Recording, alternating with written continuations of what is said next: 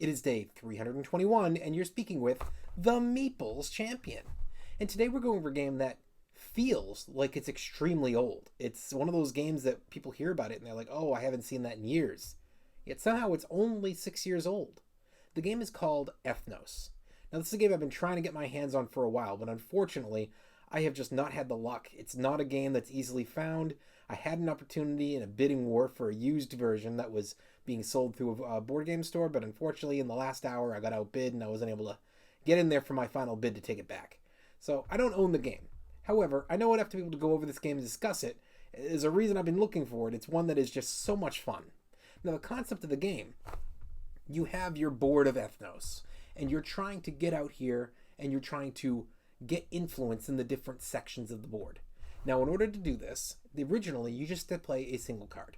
When you do this, then you're going to get to place one of your markers into the section.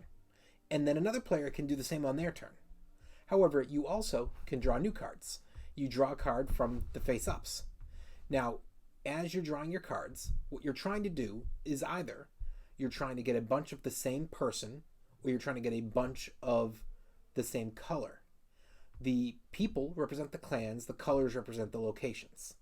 When it's your turn, you have to pick one of these, and then once you do whichever one you do, whether you're doing a bunch of the same clan or a bunch of the same color for a location, you then have to use a location from one of the cards in there to target where you're going to go. Now, when you go in here, the person you chose out of the group to be the lead, that person is going to be representing an ability. It might be as simple as when you go in, this is going to count as double points. It might be as simple as, getting additional points or counting as a bigger group than it is. However it works, whenever you go into a location, what you're judging, with the exception of a 2-player game, and I'm going to talk about your regular 3 or more player games, you're going to be judging against only yourself. So when you enter, you have to make sure your group is at least one card more than whatever it is that you have for total representation there already. So if you've already gone there 3 times, your next group has to be at least 4 people. Now, just because you need 4 to go in doesn't mean you can't grow it more. Because when it gets to the point that you've drawn 3 dragons out of the deck, then this means that you end the round and you're going to score. So when you get to your scoring, you're going to go to each location and you're going to see who has the most control. That'll be deciding first, potentially second place scoring. Then you're going to go and you're going to look at each person's sets, and based on those, you're going to get points. So the bigger your set, more points you could potentially get there. So you'll be doing this.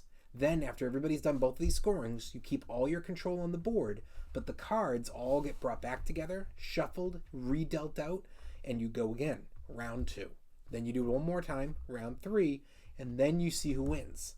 So going for board control is good because it doesn't go away, whereas making a huge set is a one-time score and then it's taken from you. However, a set could be worth big points, and it might be worth committing and trying to get a bunch of one character so you can go and drop a group of 8 or 9 or 10 for a huge point payout.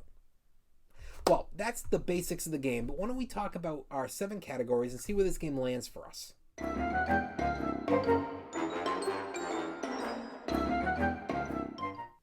When it comes to the art, I think this is where the game unfortunately kind of got forgotten. I actually don't mind the box, and I don't mind the art on the cards either. I think that it's fine. But I understand that it just didn't attract the eyes. The box, it gets my attention, I think, more so because I know it's the game I'm trying to find, so I know the box. But I think if you took away my knowledge of the game, and I was just looking at the box by itself, the box isn't necessarily that attractive. And the cards are not even as good as the box is. So I understand that the art is not the best here. It's going to be a thumbs down.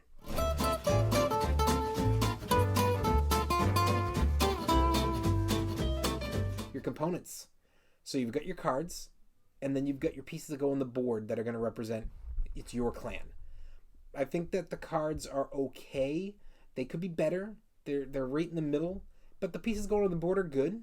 So I'd say that this is acceptable. I'll give the components thumbs up.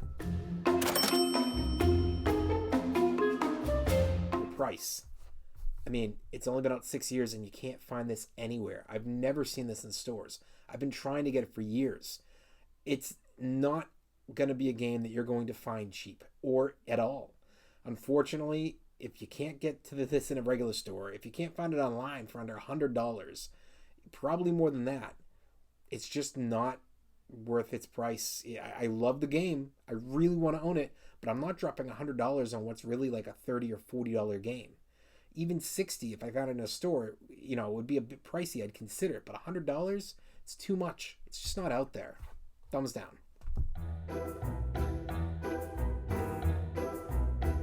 Your difficulty. So I think this is a game that beginners can play and experience can play. I think experts, if you're into set collection, if you're into area control, then this is okay, but this may not hit for most experts. And I think that kids can enjoy this as well, but it might be one that they can play the game, but they may not understand how to really win the game. So I really think this focuses mostly on the beginners and the experienced. But for me, those are your two best categories, so that's a thumbs up.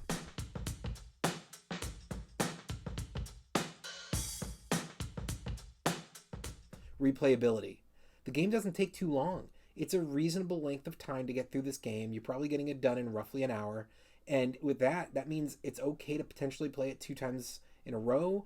It's okay to pull this game out on occasion, maybe once or twice a month. So I think this game has replayability in it.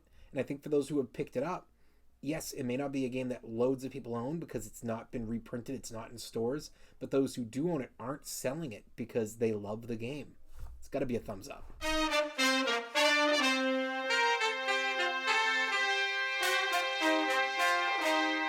Keys to victory. So this is where you get to pick, what are you after?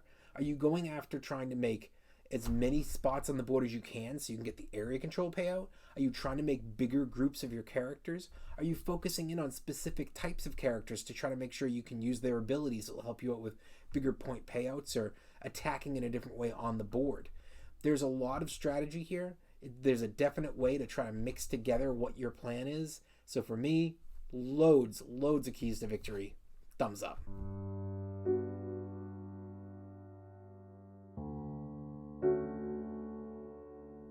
Is the game unique? So the game is essentially a combination of rummy, the idea of basically, think of it almost like straights and sets, except it's all of a color and it's all of a clan. They've replaced those numbers either being teamed up together or, actually, I guess you could say that the multiples of the same number tends to be the multiples of the clan, and that the straight has been kind of turned into a flush by having it be all of the same color. So that's kind of the way the cards run. But then that game being dived into an area control, to me, is a very, very interesting setup. And I don't think there's another game I've seen that's done that.